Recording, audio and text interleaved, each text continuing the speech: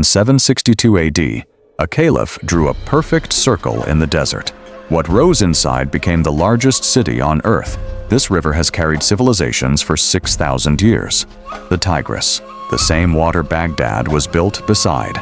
Before Baghdad, this plain was already the birthplace of writing, the wheel, and the first cities in history. Beneath modern Baghdad lie the foundations of Babylon and Ctesiphon.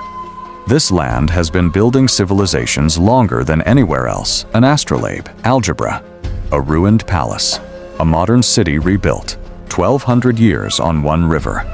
This is Baghdad. The Tigris has watched every empire claim this land. Watch them rise, watch them fall. It still flows. By 750 AD, the Abbasid dynasty had seized the caliphate. They needed a capital worthy of the world's most powerful empire.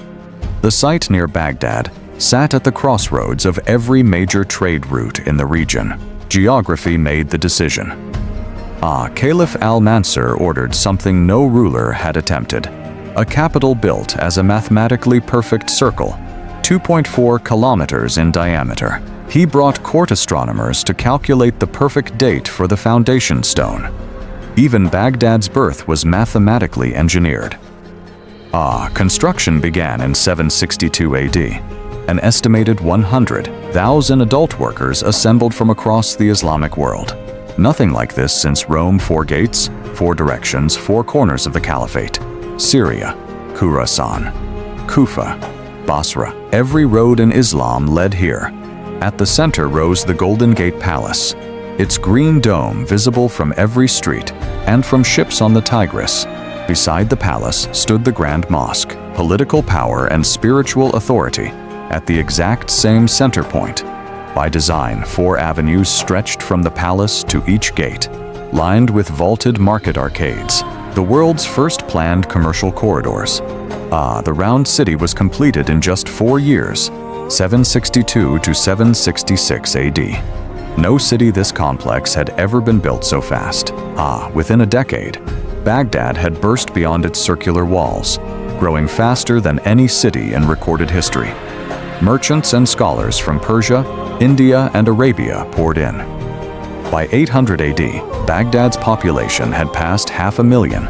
On the east bank of the Tigris, the Rusafa district grew just as fast. Baghdad was already 2 cities in one: silk from China, spices from Malabar, ivory from Africa, furs from Scandinavia. No market on earth was anything like Baghdad's. Harun al-Rashid became caliph in 786 AD. Baghdad entered the era the world remembers as the 1001 Nights. Harun received ambassadors from Charlemagne and the Chinese emperor simultaneously. Baghdad sat at the center of the entire known world. Charlemagne sent ambassadors to Baghdad. Harun sent back a white elephant and a self-striking clock. The Franks were overwhelmed. Baghdad's paper mills, using Chinese technology, produced the first mass-manufactured paper in Islam. The price of knowledge had just collapsed. Paper changed everything. Books multiplied, knowledge spread. Baghdad had become the engine driving the world's entire intellectual life. By 800 AD, Baghdad had over 100 booksellers, more than any European city would possess for another 5 centuries. The Tigris was the world's busiest waterway. Goods from India, Persia, and China all funneled through Baghdad's harbor.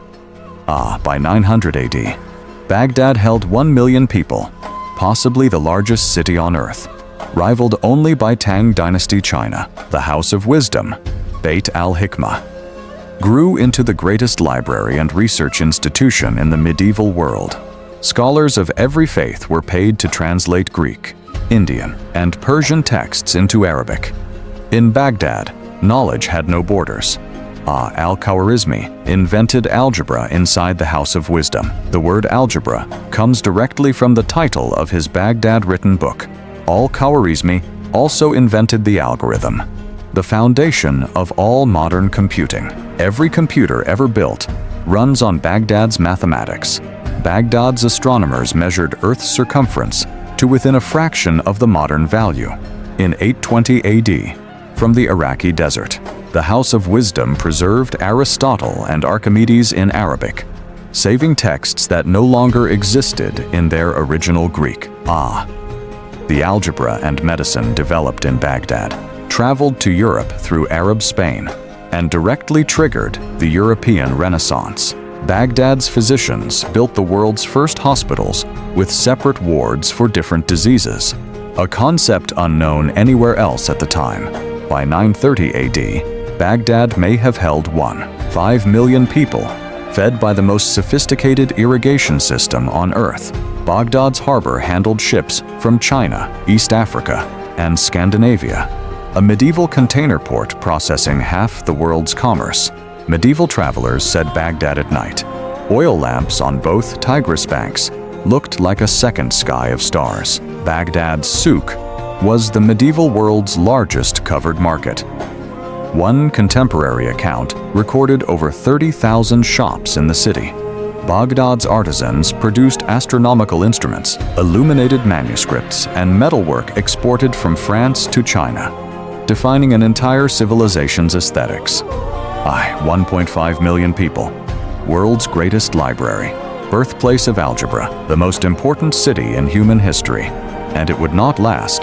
The Buyid dynasty seized Baghdad in 945 AD. The caliph reduced to a figurehead. Real power passed to Persian commanders, the Round City. The world's first circular capital was slowly absorbed by the expanding city. Al-Mansur's perfect vision disappeared. In 1055 AD, Seljuk Turks entered Baghdad. The caliph remained ceremonial. Baghdad had become a trophy passed between empires that hadn't built it.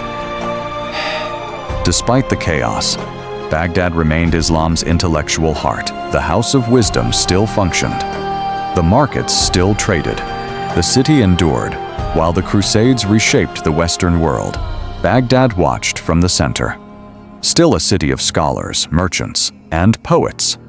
By 1200 AD, Baghdad had declined from 1.5 million to 600,000. Still magnificent, still the heart of Islam. But falling, the House of Wisdom still functioned. Scholars still worked.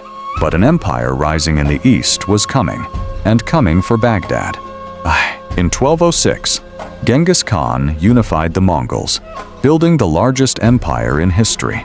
His grandson would come for Baghdad. By 1257, Hulagu Khan had swept through Persia and camped east of Baghdad. The last caliph refused to surrender.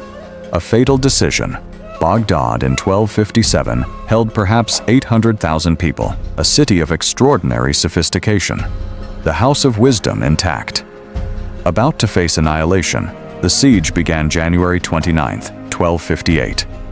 Hulagu Khan's 150,000 soldiers surrounded Baghdad from every direction. The 500-year capital was encircled. The siege lasted only 12 days. 50,000 defenders against 150,000 Mongols. The outer walls were breached on February 10, 1258. What followed was one of the greatest catastrophes in human civilization.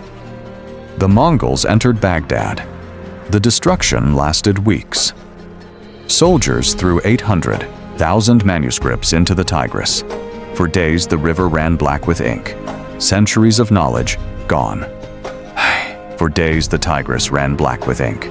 The mathematics, medicine, and astronomy lost can never be fully recovered. Contemporary accounts estimated 800,000 to 2 million dead. Historians debate the numbers. All agree it was without parallel. The Round City was destroyed. The Green Dome that stood 500 years collapsed. Al-Mansur's City of Peace was rubble. Satisfaction. 508 years of Abbasid rule ended February 20th, 1258, the last caliph executed. 5 centuries of civilization closed in 1 month. The Islamic world never recovered from 1258.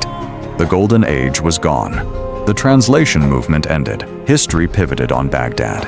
Under Mongol rule in the 1260s, Baghdad was a ruin. Canals destroyed. Fields unfarmed. A city of 800,000 now held 30,000. Slowly Baghdad rebuilt. Mosques rose. Markets reopened. The Tigris kept flowing. Date palms grew back. Life, with extraordinary persistence, returned. In 1401, Timur sacked Baghdad a second time. The rebuilding city was torn down again. Some catastrophes for this city repeat. After Timur, Baghdad spent the 1400s recovering under local rulers, modest, healing quietly on the Tigris in the Mesopotamian sun.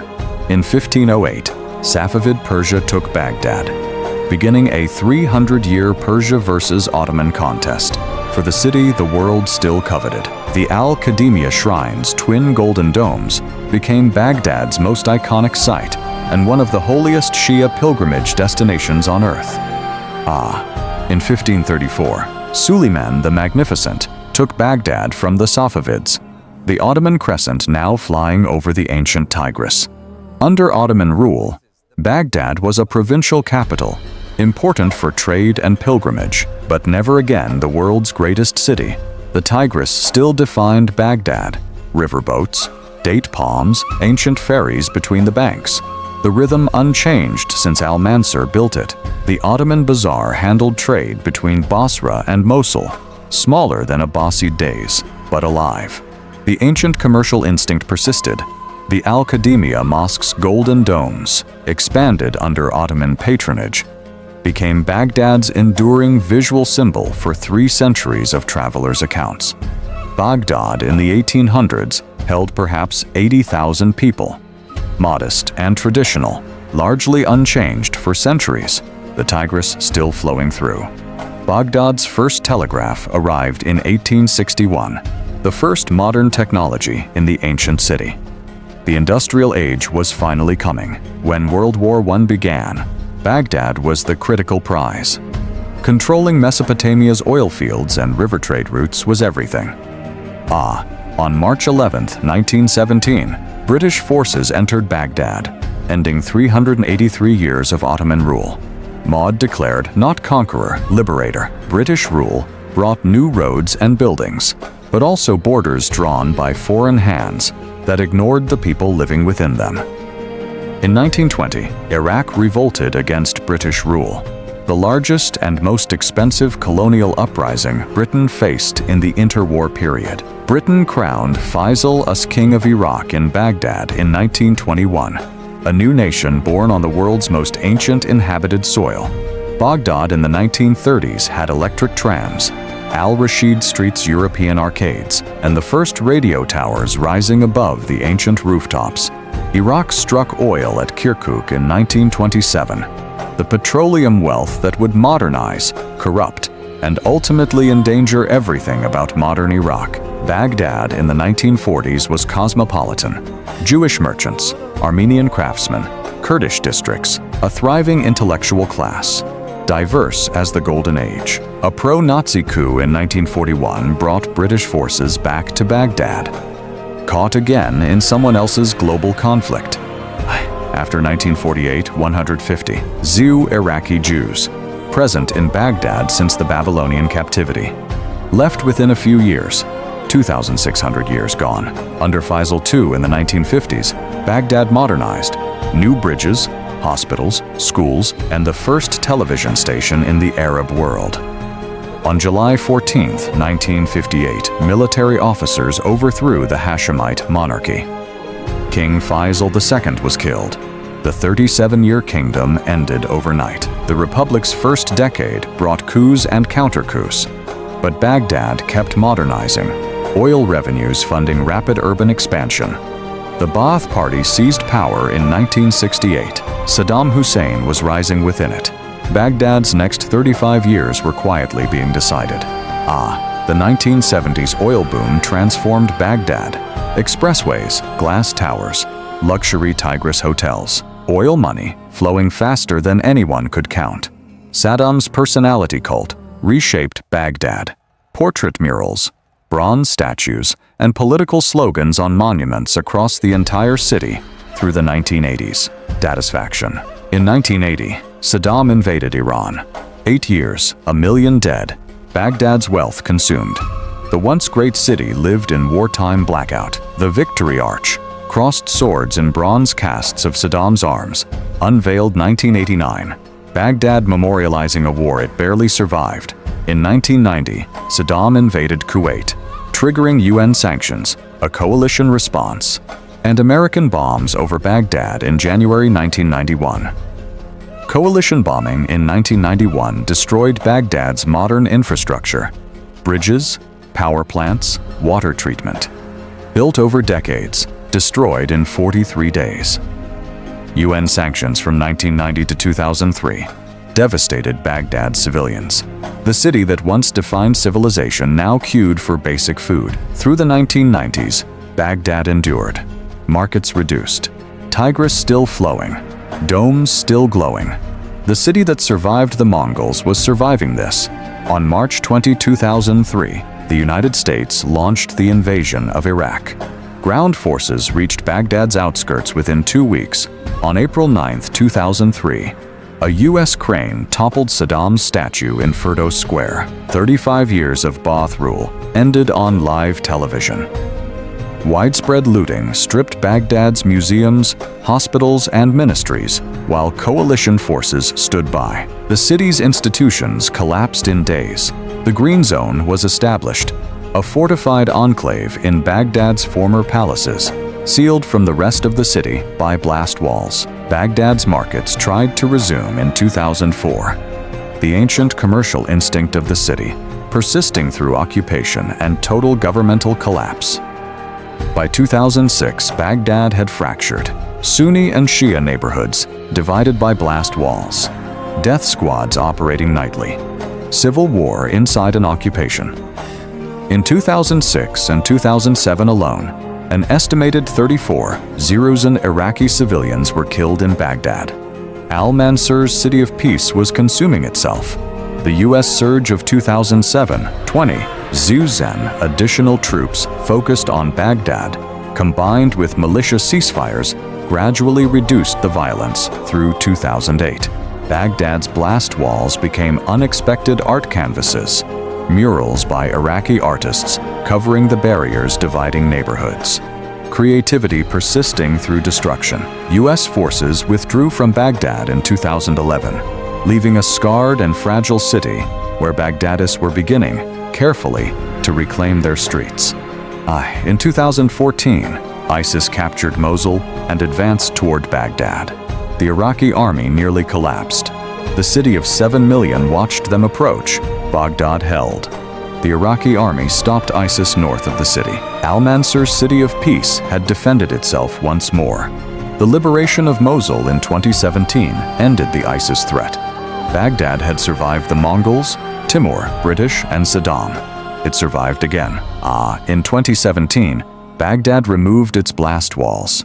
After 10 years of division, tearing them down was the news. The city was opening again. From 2018, reconstruction accelerated. New buildings on bomb-damaged sites. The Tigris riverside redesigned as promenade. 9 million Baghdadis choosing a different future. Al-Mutanabi Street. Baghdad's ancient bookseller quarter reopened. The city of Al-Khwarizmi had not forgotten how to value a good book. The Tigris Corniche at night, lit promenades, riverside cafes, the golden Kadimia domes glowing in the distance. Baghdad was choosing life again. New glass towers rose on the East Tigris bank. Baghdad's first financial district since the 1970s. 4 decades later, the Al-Kadimia shrines restored golden domes draw millions of adult pilgrims annually from across the Shia world, as they have for centuries. The Sharjah Market District operates at full capacity. Traders in covered streets that have functioned continuously for over 1,000 years. Baghdad today holds over 9 million people. One of the Arab world's largest cities, built on Mesopotamia's 6,000-year civilization. The Tigris in 2026 still runs through Baghdad's center, chosen by Al-Mansur in 762, darkened by the Mongols in 1258, still flowing. Baghdad at night in 2026. 9 million lights, the Tigris cutting through, golden shrine domes glowing, a city rebuilt after everything, 5 invasions, 2 Mongol sacks, 3 wars. ISIS, the Tigris still flows, the golden domes still shine. Baghdad, the city of peace, still here.